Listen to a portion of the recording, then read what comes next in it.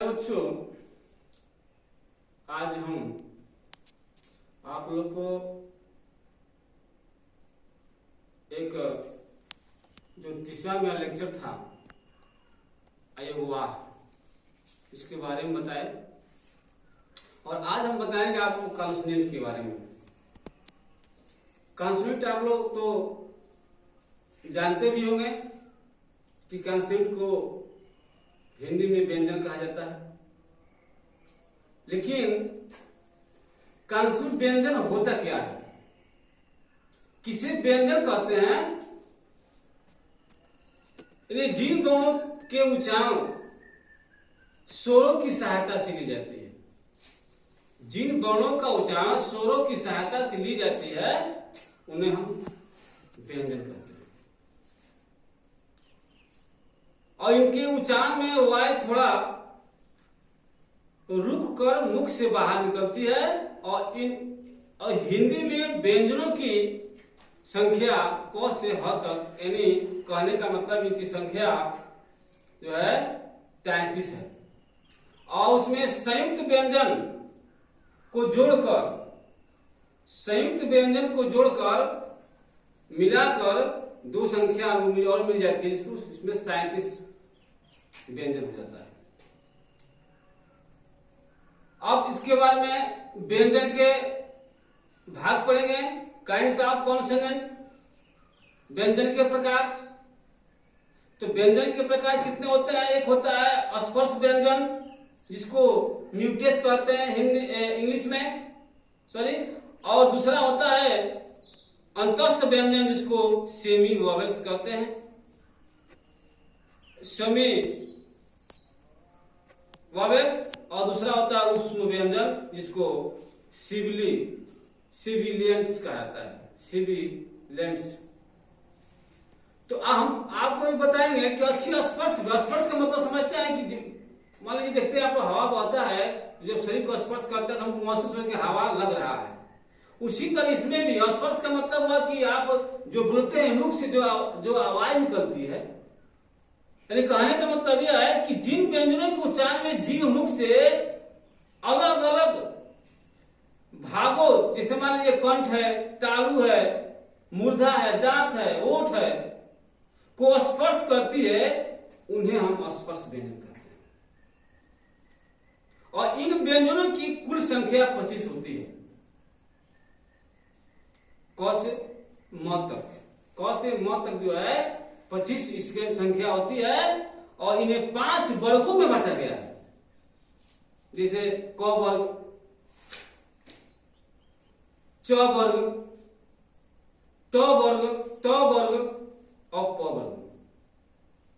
यानी क वर्ग कितने? जैसे मान लीजिए क है, ख है, ग है, घ है और अंग, यानी 5 वर्ण, यानी 5 हुआ है, यानी 5 में 25 होगा, यानी कुल मिलाकर 25 कौशल के मत 25 वर्ण होते हैं, किसमें? स्पर्श व्यंजन में। और दूसरा ख है अंतस्थ व्यंजन, सेमी कॉन्सोनेंट्स। जिन व्यंजनों के उच्चारण में वायु मुख से किसी भाग को पूरी तरह स्पर्श नहीं करती है। अंतस्थ का मतलब कि वह पूरी तरह से आपके मुख से जो निकलता है हवा, वो पूरी तरह स्पर्श नहीं करता है, उन्हें हम अंतस्थ व्यंजन कहते हैं। और अंतस्थ व्यंजन 4 प्रकार होता है, ये बहुत इंपॉर्टेंट है, इसे जान लीजिए कि यह स्पर्श व्यंजन, अंतस्थ व्यंजन और ऊष्म इतना इंपॉर्टेंट है कि हर साल जो है कि टेट में, चाहे सी टेट में आ रहा है, इसमें तो इस पर विशेष ध्यान दीजिएगा जो मैं बता रहा हूं। तो अंतस्थ व्यंजन भी 4 प्रकार होता है। कौन कौन? य, र, ल और व।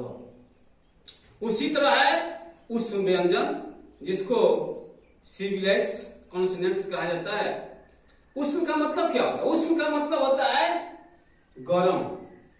जब हम बोलते हैं तो कुछ ऐसे बोलते हैं, कुछ में गर्म हवाएं भी निकलती है, इसी का नाम है ऊष्म व्यंजन। ऊष्म का मतलब होता है गरम।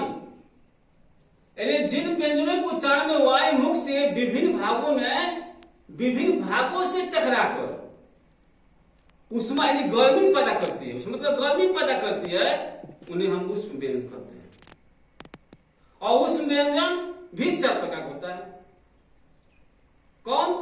स, फिर दूसरा एक स होता है, एक शरीफ वाला स होता है, एक सर्फ वाला स और ह, यानी 4 तरह का ये भी होता है।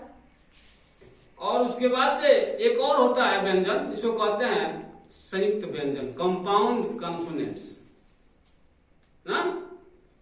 तो कंपाउंड कॉन्सोनेंट संयुक्त व्यंजन क्या होता है? आप जानते हैं संयुक्त का मतलब क्या होता है, संधि का मतलब क्या होता है? संधि भी आपको बताया गया होगा, विज्ञान में पढ़े होंगे आप लोग। संयुक्त मतलब जुड़ना, जहां जुड़ता हो उस संयुक्त कहा जाता है। यानी कहने का मतलब कि एक से अधिक व्यंजनों के मेल से बने व्यंजन संयुक्त व्यंजन कहलाता है। एक से अधिक व्यंजनों के मेल से बने व्यंजन संयुक्त व्यंजन कहलाता है। और संयुक्त व्यंजन मुख्य रूप से 4 होते हैं। कौन? देखिए ये भी बहुत इंपॉर्टेंट है। को, जैसे मान लीजिए छ है, छ कैसे बना हुआ है? छठा छ नहीं है, छतरी वाला छ। इसमें क और स से मिलकर बना हुआ है। त्र है तो त प्लस र से मिलकर बना हुआ है। और ज्ञ है तो ज प्लस इया से मिलकर बना हुआ है। और स्र है जो कि स और र से मिलकर बना हुआ है। हाँ, तो यह आपका संयुक्त व्यंजन हो गया।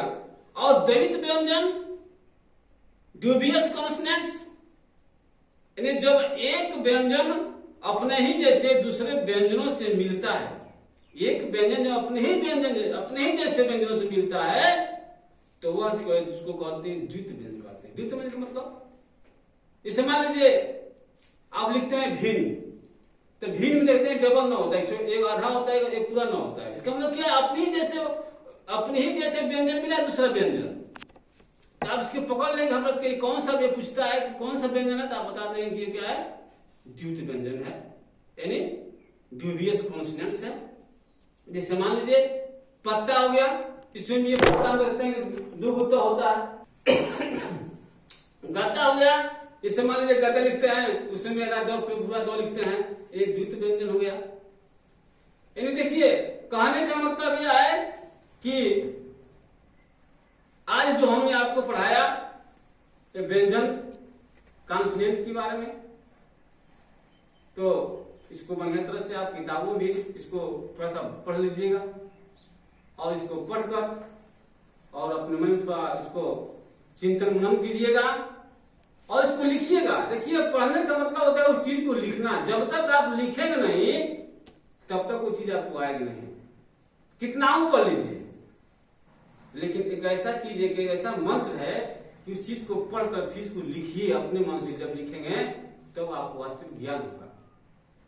तो मैं इसलिए बार बार कहता हूं, चाहे हिंदी सब्जेक्ट हो, चाहे मैथमेटिक्स हो या इंग्लिश हो, कोई भी सब्जेक्ट, उसको जो भी बताया जा रहा है उसको पढ़िए, उसको ध्यान से पढ़कर और उसको फिर अपने मन से या उसको देख कर लिखिए। और लिखने के बाद उसको मनन और चिंतन कीजिए और उसको याद कीजिए, तब तो आपको समझ में आएगा।